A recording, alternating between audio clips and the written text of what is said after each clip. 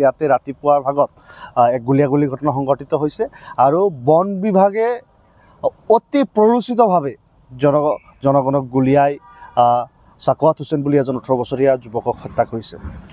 আজি যিসকলক উচ্ছেদ কৰা হৈছে তেওঁলোকক বাসস্থান দিয়াৰ কথা আছিল, তেওঁলোকক ফুড দিয়াৰ কথা আছিল। হাইকোৰ্টে অৰ্ডাৰ দিছিল 11 তাৰিখে আৰু যেতিয়া উচ্ছেদ কৰিলে তেওঁলোকে একো নিদিলে।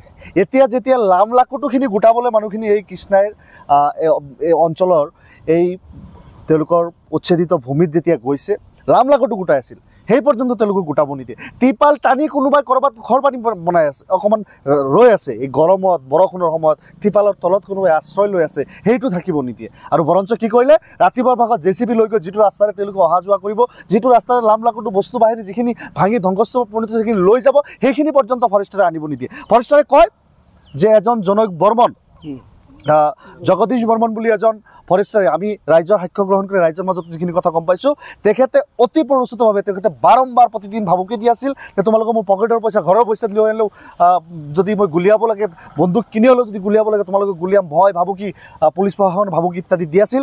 আৰু এই ক্ষেত্ৰত নিৰ্লিপ্ততাৰ ভূমিকাই কৰিছে নে কোনো বিশেষ ভূমিকা লৈছে এই জিলাখনৰ এই এলেকাটোৰ DFO আমি তদন্তৰ আওতাত আনাৰ কাৰণে দাবী কৰিছোঁ। আমি এই ক্ষেত্ৰত চৰকাৰৰ ওচৰত একো নিবিচাৰোঁ। চৰকাৰ হ'ল বেইমান, আৰু এই বেইমান আৰু জানুৱাৰ জন্তুতকৈ অধ যি ৰাজ্যৰ মুখ্যমন্ত্ৰী, তেওঁৰ ওচৰত ন্যায় বিচাৰি কোনো লাভ নাই। আমি এই ক্ষেত্ৰত ন্যায়ালয়ৰ হস্তক্ষেপ বিচাৰিছোঁ, যিহেতু ন্যায়ালয়ে ইতিমধ্যে ৰায় দিছিল যে 11 তাৰিখত যি ৰায় দিছিল যে তেওঁলোকৰ শ্বেল্টাৰ আৰু হেৰিৰ ব্যৱস্থা কৰিব লাগে, খাদ্যৰ ব্যৱস্থা কৰিব, সেইটো যিহেতু অমান্য হৈছে। আজি যিহেতু তেওঁলোকে লামলাকটো গোটোৱাত বা তেওঁলোকে ৰাস্তা পৰ্যন্ত বিচ্ছিন্ন কৰি দিয়াত এই এটা ঘটনা সংঘটিত হৈছে আৰু এজন লোকক গুলিয়াই হত্যা, আন কেইবাজনো লোকক খুব গুৰুতৰভাৱে আহত কৰি হস্পিটেলত ভৰ্তি কৰোৱা হৈছে, লাঠিচালনা কৰা হৈছে ইত্যাদিবিলাকৰ আমি গুৱাহাটী উচ্চ ন্যায়ালয়ে আমাৰ এই আৱাজ তেওঁলোকলৈ পৌঁছক আৰু উচ্চ ন্যায়ালয়ে বিশেষভাৱে ব্যৱস্থা লওক যে তেওঁলোকৰ ৰায় চৰকাৰে কি ধৰণে ভেঙুচালি কৰিছে আৰু তাৰ পৰিপ্ৰেক্ষিতত যি ধৰণৰ ঘটনাসমূহ হৈ আছে, এই ক্ষেত্ৰত আমি আশা কৰিছোঁ উচ্চ ন্যায়ালয়ে বিশেষ ব্যৱস্থা গ্ৰহণ কৰিব। ইয়াতে ৰাতিপুৱাৰ ভাগত এক গুলীয়াগুলী ঘটনা সংঘটিত হৈছে আৰু বন বিভাগে অতি প্ৰৰোচিতভাৱে জনগণক গুলিয়াই সাকৱাত হুছেইন বুলি এজন 18 বছৰীয়া যুৱকক হত্যা কৰিছে। আজি যিসকলক উচ্ছেদ কৰা হৈছে তেওঁলোকক বাসস্থান দিয়াৰ কথা আছিল, তেওঁলোকক ফুড দিয়াৰ কথা আছিল। হাইকোৰ্টে অৰ্ডাৰ দিছিল 11 তাৰিখে আৰু যেতিয়া উচ্ছেদ কৰিলে তেওঁলোকে একো নিদিলে।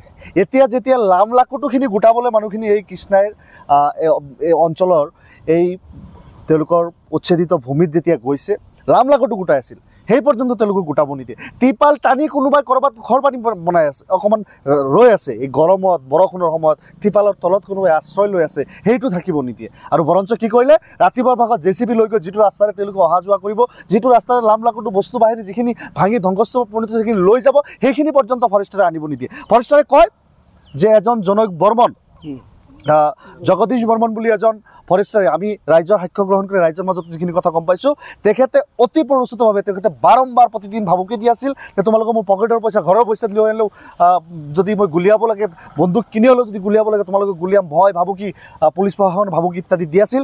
আৰু এই ক্ষেত্ৰত নিৰ্লিপ্ততাৰ ভূমিকাই কৰিছে নে কোনো বিশেষ ভূমিকা লৈছে এই জিলাখনৰ এই এলেকাটোৰ DFO আমি তদন্তৰ আওতাত আনাৰ কাৰণে দাবী কৰিছোঁ। আমি এই ক্ষেত্ৰত চৰকাৰৰ ওচৰত একো নিবিচাৰোঁ। চৰকাৰ হ'ল বেইমান, আৰু এই বেইমান আৰু জানুৱাৰ জন্তুতকৈ অধ যি ৰাজ্যৰ মুখ্যমন্ত্ৰী, তেওঁৰ ওচৰত ন্যায় বিচাৰি কোনো লাভ নাই। আমি এই ক্ষেত্ৰত ন্যায়ালয়ৰ হস্তক্ষেপ বিচাৰিছোঁ, যিহেতু ন্যায়ালয়ে ইতিমধ্যে ৰায় দিছিল যে 11 তাৰিখত যি ৰায় দিছিল যে তেওঁলোকৰ শ্বেল্টাৰ আৰু হেৰিৰ ব্যৱস্থা কৰিব লাগে, খাদ্যৰ ব্যৱস্থা কৰিব, সেইটো যিহেতু অমান্য হৈছে।